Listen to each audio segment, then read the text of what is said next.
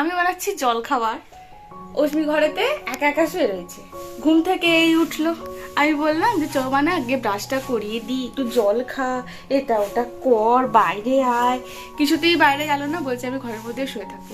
এই ঠিক আছে চলো, আমি জল খাবার চা এটা ওটা বানিয়ে নিই। বানিয়ে নেওয়ার পর না হয় এসে ওকে তুলে নিয়ে যাব। বসে বসে এইসব কাণ্ড হয়েছে। আমি ভাবছি হয়তো খেলছে, কোনো আওয়াজ নেই, ভালোই হচ্ছে, আমি হাতের কাজটা বাগিয়ে নিই। কিন্তু বসে বসে যে এইসব কাণ্ড করেছে। এই ড্রেসটা চেঞ্জ করলাম, প্যান্টটা চেঞ্জ করলাম, কারণ ড্রেস প্যান্ট একদম যাচ্ছে তাই। হাতগুলো পরিষ্কার করলাম, হাতগুলো এখনো তবু দাগ আছে, এই যে পায়েটা এখনো দাগ আছে। কি কাণ্ডটাই না করেছে একা একা বসে বসে। এবারে আমাকে সব এগুলো পরিষ্কার করতে হবে। যে এই যে এটা হচ্ছে অশ্মির কাজললতা। এই কাজললতাটার অনেক পুরনো, অনেক কাহিনী আছে। এই কাজললতাটা হচ্ছে আমার কাকিমার। কাকিমা যখন ছোট ছিল তখন কাকিমাকে কাকিমার মা পড়াতো, তারপর কাকিমার ভাই, তারপরে আমার ভাই, তারপরে অশ্মি। মানে এত বছরকার পুরনো। করেছে হচ্ছে এই যে কাণ্ড।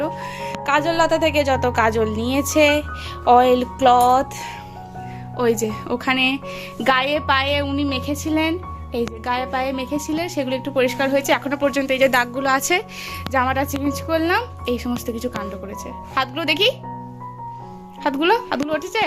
এখনো সবটা ওঠেনি। এইভাবে দেখাও, এই যে এখনো সবটা ওঠেনি, এখনো পর্যন্ত রয়েছে।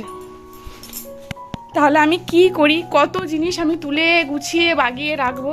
এই যে ওরে চুপচাপ বসে রয়েছে, চুপচাপ বসে রয়েছে দুষ্টুমিটা করে।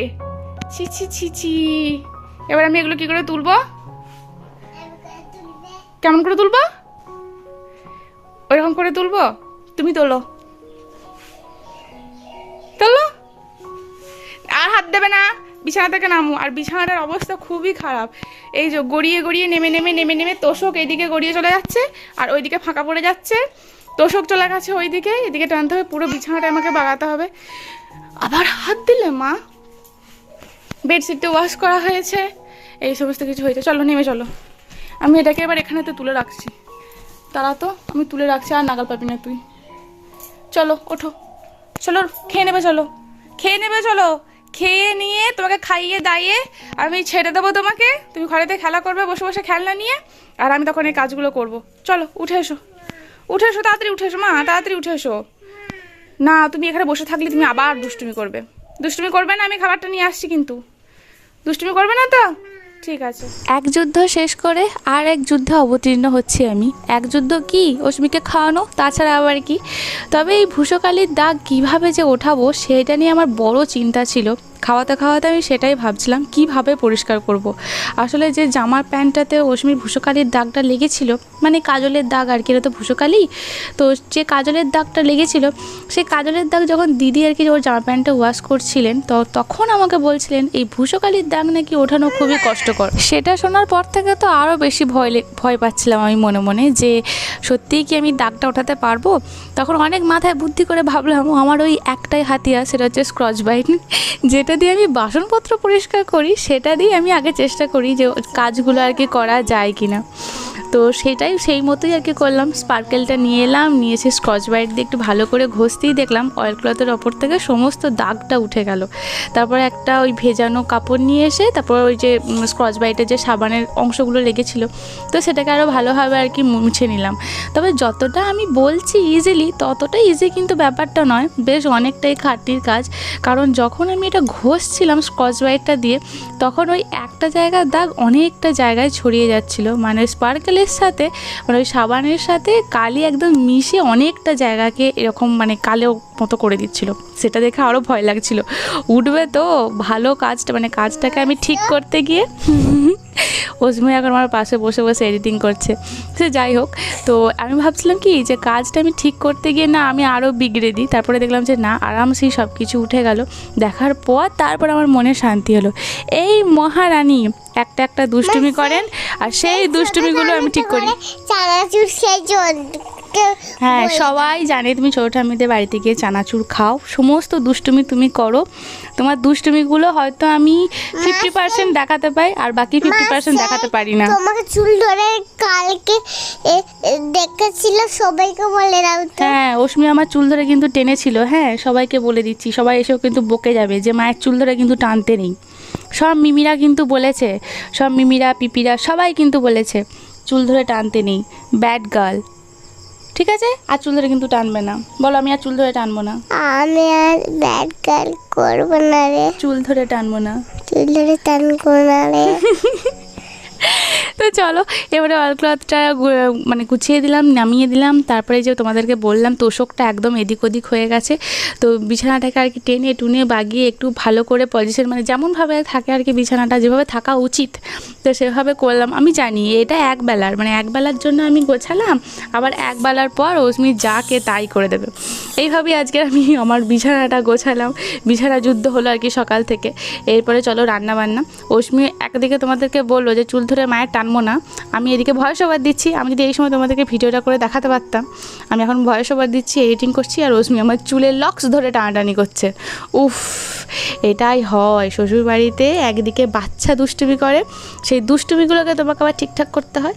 আবার এখানেতেও প্রত্যেক পদক্ষেপে শ্বশুরবাড়িতে তুমি যেহেতু যে সংসারের বউ, তো সেই সংসারে প্রত্যেকটা পদক্ষেপের পরিপ্রেক্ষিতে কি কি কাজ হতে পারে, তো সেটাও তোমাকে ভেবে ভেবে পা ফেলতে হয় প্রত্যেকটা স্টেপে স্টেপে। আলটিমেটলি মেন কথা এটাই হলো, এই সব কিছু সব দিক থেকে সামাল দিতে দিতেই দেখবে তোমার অর্ধেক জীবন শেষ।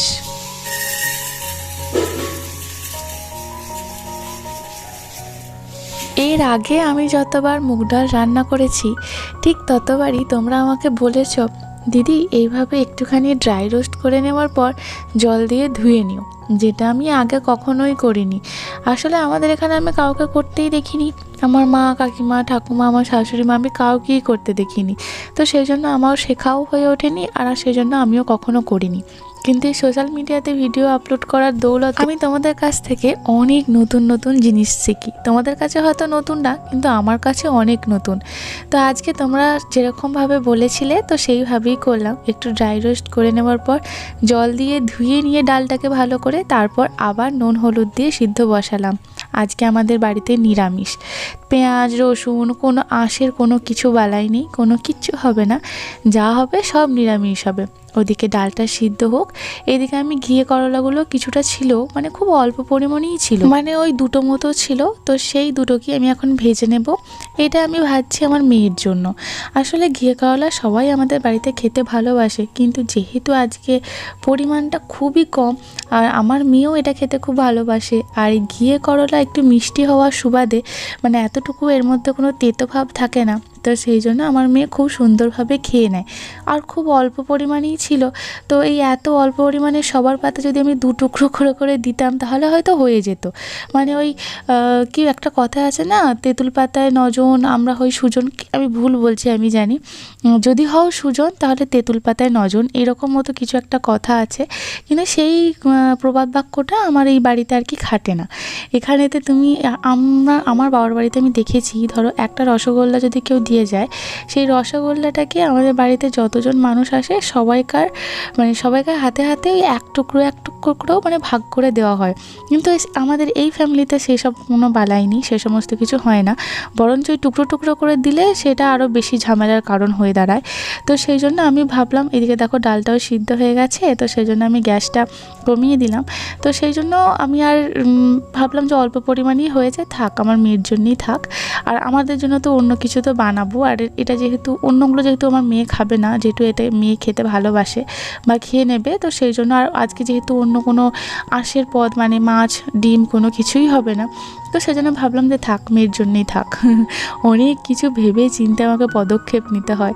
সে যাই হোক, আজকে যেহেতু নিরামিষ, তো সেই জন্য সমস্ত এই যেখানে আমরা খাবার দাবার রাখি, এই মিট কেস বা এই র্যাক টাইপের যেটাই বলো না কেন, তো সেটাকে আমি খুব ভালোভাবে এই সপ্তাহের একটা দিন পরিষ্কার করি। মানে প্রথমটা স্কচ ব্রাইট দিয়ে ভালো করে ঘষে মেজে নিই, যাতে যা সমস্ত দাগ যদি কিছু লেগে থাকে, যদিও আমি প্রত্যেক দিনকার এগুলো ডেলি আমি পরিষ্কার করি, যদি কোনো দাগ লেগে যায় আর যায়, তবুও এই স্কচ ব্রাইট দিয়ে এত সুন্দর ডিপ ক্লিনটা হয় না, এটা সপ্তাহে একটা দিনই হয়। তো প্রথমে স্কচ ব্রাইট দিয়ে ভালো করে ঘষে মেজে নিই, তারপরে একটা শুকনো কাপড় নিয়ে ভালো করে মুছে নিই, এই আর কি। এইদিকে এই কাজটা করতে করতে কড়াইয়ে যে আমি ঘিয়ে কড়াটা ভাজতে দিয়েছিলাম, উল্টাতে গিয়ে দেখি একটু বেশি আর কি পুড়ে যাওয়ার মতো হয়েছিল। তবে হ্যাঁ, পুড়ে যায়নি, ক্যামেরায় দেখে কালারটা একটু ডিপ ডিপ মনে হচ্ছে, কিন্তু অতটাও পুড়ে যায়নি। তো মানে একটু বেশি ওই দিকটা উল্টো দিকটা হয়ে গেছে, আর এই সামনের দিকটা হয়নি, যেহেতু উল্টানো হয়নি, এদিকে কাজে আমি ব্যস্ত হয়ে পড়েছিলাম। তো চলো ঘিয়ে করলাগুলো একটু উল্টে পাল্টে ভালো করে ভেজে এটাকে নামিয়ে নেব। আবার ওই কড়াইতে কিছুটা সর্ষের তেল দিয়েছিলাম, তো সর্ষের তেলটা গরম করে নেওয়ার পর ওর মধ্যে দিয়ে দিয়েছিলাম উচ্ছে আলু, কারণ আজকে একটুখানি উচ্ছে আলু ভাজা করব, যেহেতু নিরামিষ রান্না হচ্ছে সব কিছু, তো সেহেতু একটু ভাজা ভাজা কোনো কিছু না হলে দেখবে ঠিক ভালো লাগে না। তবে উচ্ছে আলু ভাজাটা এখন আমি ভালোই খাই, তোমাদেরকে তো আগেও বহুবার বলেছি। আগে আমি ঠিক আমার মেয়ের মতো ছিলাম, মানে এই দিকটা পুরো আমার কাছ থেকে পেয়েছে আমার মেয়ে, যে তেতো জিনিসটা একদম খেতে পারে না, আমিও ঠিক তাই। আমাকে টক দিলে আমি খেয়ে নিতাম, ঝাল দিলে খেয়ে নিতাম, কিন্তু তেতোটা ঠিক আমার যেত না। অস্মিও ঠিক তাই হয়েছে। তবে ইদানিং এখন ভালোবাসি এটা বলতে পারবো না, কিন্তু মন্দ লাগে না, এই আর কি। একটু সামান্য হলুদ আর একটু সামান্য নুন দিয়ে একটুখানি ভাজা ভাজা করব। তবে আগে জানো তো এই উচ্ছে আলুটা আমি ভালোভাবে ভাজতে পারতাম না, নয় আলুগুলো গলে যেত, নয় গায়ে গায়ে একটুখানি মাখো মাখো মতো হয়ে যেত, মানে ঠিকঠাক মতো ভাজাটা হতো না। কিন্তু আমার মা একটা টেকনিক শিখিয়েছে, সেই মায়ের টেকনিক ধরেই আর কি আমি রান্নাগুলো করি। তো সেহেতু এখন মোটামুটি আমি আলট্রা প্রো ম্যাক্স হয়ে গেছি উচ্ছে আলু ভাজা, কারণ আজকের উচ্ছে আলু ভাজাটা সত্যি করে খুবই সুন্দর হয়েছিল। চলো এটাকে এখন ঢাকা চাপা দিয়ে কিছুক্ষণ রাখতে হবে সিদ্ধ করার জন্য। ওদিকে ভাবলাম ভাতটাও বসিয়ে দিই, কারণ ওই দিকের একটা ওভেন কিন্তু ফাঁকা যাচ্ছিল। গতকালকের একটা ভিডিওতে আমি তোমাদেরকে বলেছিলাম যে এরকম চাল ভিজিয়ে রাখতে তোমাদের দাদাভাই আমাকে বলেছিল, তাহলে নাকি রান্না করতে কম সময় লাগে। তবে আমি ঠিকঠাক মতো ব্যাপারটা বুঝতে পারিনি, কিন্তু তোমরা আমাকে অনেক গাইড করেছো যে কতক্ষণ আগে ভিজিয়ে রাখতে হবে, বা ভিজিয়ে রাখার টাইমের উপর ডিপেন্ড করছে কতটা কি সিদ্ধ হবে না হবে। আর অনেকেই আমাকে বলেছো যে রান্না শুরু করার আগে চালটা ভিজিয়ে রাখতে, তাহলে নাকি সুবিধা হয়। আজকে আমি তোমাদের কথা মতো তাই করেছি, রান্না একদম শুরু করার সব কিছু আগেই চালটা ভিজিয়ে দিয়েছিলাম। তবে হ্যাঁ, তোমাদের কথাটাই কিন্তু ঠিক, আজকে ভাতটা কিন্তু অনেক কম সময় হয়েছিল। তোমাদেরকে বলছিলাম না যে দেখো আজকে উচ্ছে আলু ভাজাটা কত সুন্দর হয়েছে। আসলে আমি এতবার করে বলছি তার কারণ আজকে আমি পুরো মন থেকে স্যাটিসফাইড যে হ্যাঁ আজকে একদম আমি ঠিকঠাক মতো করতে পেরেছি। তবে এই রান্নাটা তোমাদের দাদাভাই খেতে খুব পছন্দ করে, আমাদের বাড়ির সবাই পছন্দ করে, কিন্তু সব থেকে বেশি পছন্দ করে অস্মির বাবা। কিন্তু কিছু করার নেই, কারণ তোমাদের দাদাভাই এখন বাড়িতে নেই। বাড়িতে যখন ও একদিন আসবে, মানে যখন থাকবে আর কি, তখন বলে দেখবো, যদি খায় তাহলে অবশ্যই বানিয়ে দেবো। কারণ উচ্ছেতে তোমাদের দাদাভাইয়ের না নেই, বাড়িতে চিকেন রান্না হলেও বলবে আমার জন্য উচ্ছে ভেজে দাও, নাহলে সিদ্ধ করে দাও। সে তো তোমরা জানোই, সে তো তোমরা দেখেইছো। দেখো কত সুন্দর করে আমার ভাজা ভাজা হয়ে গেছে, পুরো গোটা গোটা একটার সাথে একটা লেগে নেই, মানে খুব সুন্দরভাবে আর কি ভাজা হয়েছে। আমি একদম মন থেকে স্যাটিসফাইড। যেহেতু আমি আগের দিন রাত থেকে সবজি কেটে রাখি, তো সেহেতু সকালে আমার একদম মানে খুব কি বলবো ঠান্ডা মস্তিষ্কে কাজ হয়। আর যেদিন সবজি কেটে রাখি না, সেই দিন আমার তালে হাত মাদলে হাত এরকম মতো অবস্থা হয়ে যায়। তো একটা করে করি আর একটা করে আবার নতুন করে, মানে একটা শেষ হয় রান্না, আবার নতুন করে একটা শুরু হয়ে যায়। আজকে ভাবছি একটুখানি ঝিঙে আলু পোস্ত করব। বেশ অনেক দিন, মানে এই যেদিন বৃহস্পতিবার বলো বা যেদিন আমাদের বাড়িতে নিরামিষ হয় বলো, সেই দিন এখন ইদানিং আমি চেষ্টা করছি পোস্তটা করার। নাহলে আগে তিলটা খুব বেশি হতো, তার কারণ এখন যেহেতু আমাকে তিলটা খেতে নেই, তো সেহেতু যে সমস্ত রান্নাগুলো করছি সে তো আমাকেও তো খেতে হবে বলো, সবার কথা ভাবছি, সবার জন্য করছি, কিন্তু সবার মাঝে তো আমিও পড়ি। তো সেই জন্য এখন ইদানিং দেখবে আমাদের বাড়িতে পোস্তটা একটু বেশিই হবে। তো আজকে ঝিঙে দিয়ে আলুতে পোস্ত বানাবো। বাড়িতে বেশ কয়েকটা ঝিঙে ছিল, বেশ অনেক দিনকার। ঝিঙেগুলোর অবস্থাও খুব খারাপ ছিল, কিন্তু ঝিঙেগুলো আমি ইচ্ছা করেই করিনি যে যেদিন নিরামিষ হবে সেই দিন ঝিঙে পোস্ত বানাবো।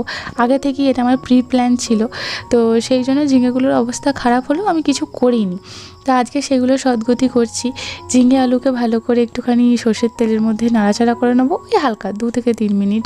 তারপর নুন দিয়ে এটাকে সিদ্ধ করতে বসাবো। তারপর একটুখানি জলও দিয়ে দেবো, তবে জলটা আজকে আমার একটু বেশি হয়েছিল, কারণ ঝিঙে থেকে অলরেডি অনেক জল বেরোয়। তো সেটা আমার মাথা থেকে একদম বেমালুম উড়ে গিয়েছিলো।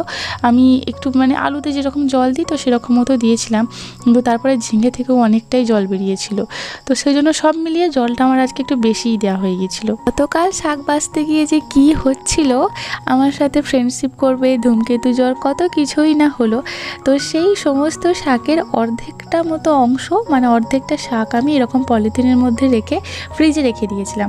তার কারণ এই শাক বাছতে তো প্রচুর ঝামেলা, সে তো তোমরা জানোই, কিন্তু পুষ্টিগুণে ভরপুর। তো সেটাই ফ্রিজ থেকে বার করে নিয়ে একটা জল একটুখানি একটা কন্টেনারের মধ্যে আর কি জলে ভিজিয়ে রাখলাম, যে কিছুক্ষণ পর ওটা রান্না করব। এখন প্রচণ্ড ঠান্ডা, কারণ বার করতে আমি ভুলে গেছি সকালবেলায়। তো সেই ফাঁকে আমি পোস্তটাকে বেটে দিলাম। দেখবে পোস্ত বাটতে সময় লাগে, কিন্তু খুব সুন্দর। আর মানে বিশ্বাস করো, ছোট্টবেলা থেকে আমার কমফোর্ট ফুড হচ্ছে দুধ, আলু পোস্ত বা যাই হোক, যে কোনো পোস্ত, পেঁয়াজ পোস্ত হোক, ঝিঙে আলু পোস্ত হোক, সে যাই হোক, আমার দুধ, আলু সিদ্ধ আর এই পোস্ত ছোট্টবেলা থেকে আমার ফেভারিট ফুড, আমার কমফোর্ট ফুড।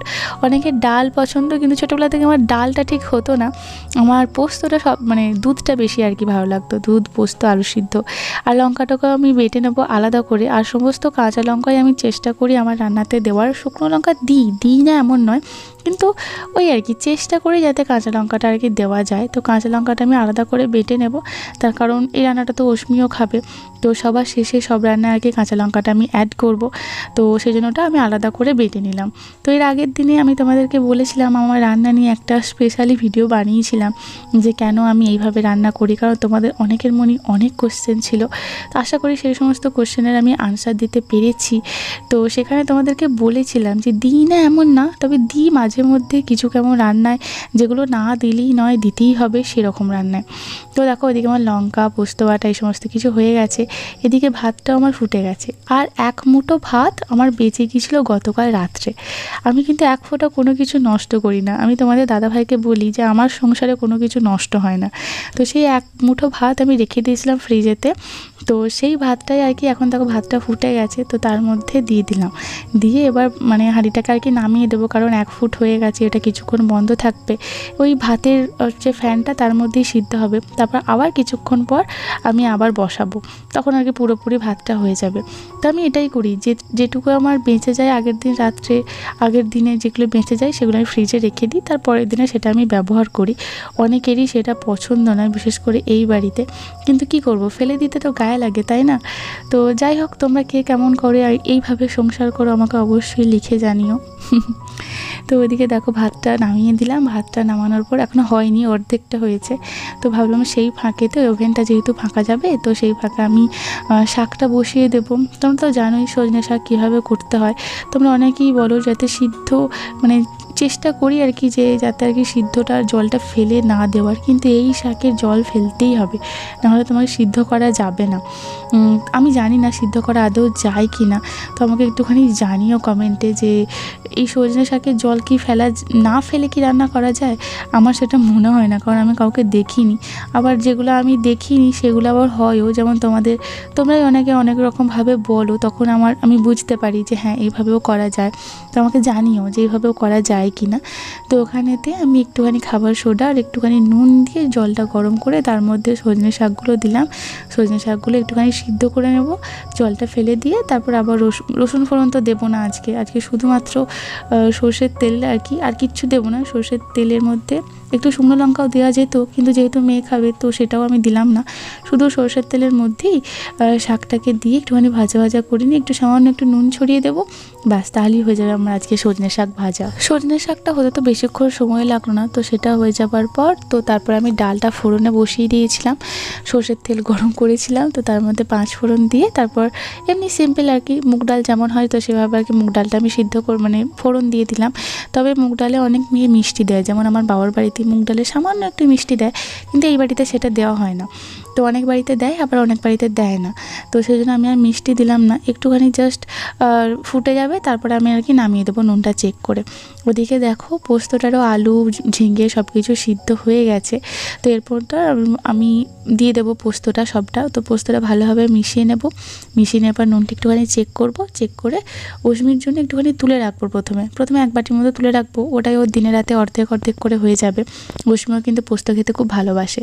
তারপর অশ্মিরটা তুলে নেওয়ার পর আমি এবারে কাঁচা লঙ্কা বাটা যেটা রেখেছিলাম তো সেটা মিশিয়ে দেব।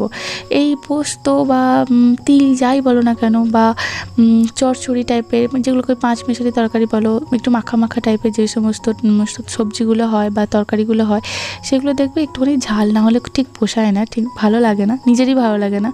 তো সবারই ভালো লাগে না আমাদের এখানে। তো মানে আমার শাশুড়িমাও বলেন যে একটু ঝাল না হলে ঠিকঠাক মতো হয় না। তো সেই জন্য এই সমস্ত রান্নাগুলোতে একটু করে ঝাল দিতে হয়, বা ঝাল দিই আমি। কিন্তু ঝোল টাইপের যে রান্নাগুলো করি তাতে কেউ ঝাল পছন্দ করে না অতটা, তো সেই জন্য দেওয়াও হয় না। তো এই যে চলো এদিকে আমার ঝাল দিয়ে মিশিয়ে নিয়ে একটুখানি ফুটিয়ে নিয়ে নুনটাও আমি চেক করে নিয়েছি, সব ঠিকঠাক আছে।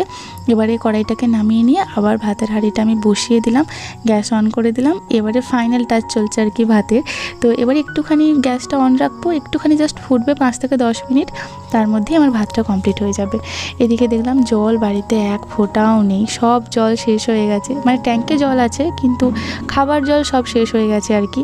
তো সেজন্য ভাবলাম ওদিকে যতক্ষণে ভাতটা হচ্ছে ঠিক ততক্ষণে আমি এদিকে জলটা করে নিই। তো একটা বালতি এখানে প্রথমেই রেখে দিয়ে গিয়েছিলাম, তো তারপরে আবার 2টো বালতি নিয়ে এসে জলটা করছি। যতক্ষণে এখানে জল হচ্ছে ততক্ষণে জানো আমার এই জায়গাটা, আমি যখনই আর কি কলতলায় আসি এই জায়গাটা থেকে দাঁড়িয়ে পুকুরের ওই পাড়টা দেখতে আমার খুব ভালো লাগে, কারণ এই দিকটা পুরোটা সবুজ এবং পুরোটা ফাঁকা। আর আমি এখন এই মুহূর্তে তোমরা বলতে পারো পুকুরের জলের ওপরেই দাঁড়িয়ে আছি, কারণ যেখানে আমি দাঁড়িয়ে আছি তার থেকে ঠিক 1 হাত নিচে জল, কারণ বর্ষাকাল, পুকুর পুরো কানায় কানায় ভর্তি। তো সেই যাই হোক, চলো 3টে বালতিতে আমার খুব ভালোভাবে জল ভরা হয়ে গেল। এগুলোকে আবার একে একে আমি বাড়ির মধ্যে নিয়ে যাই।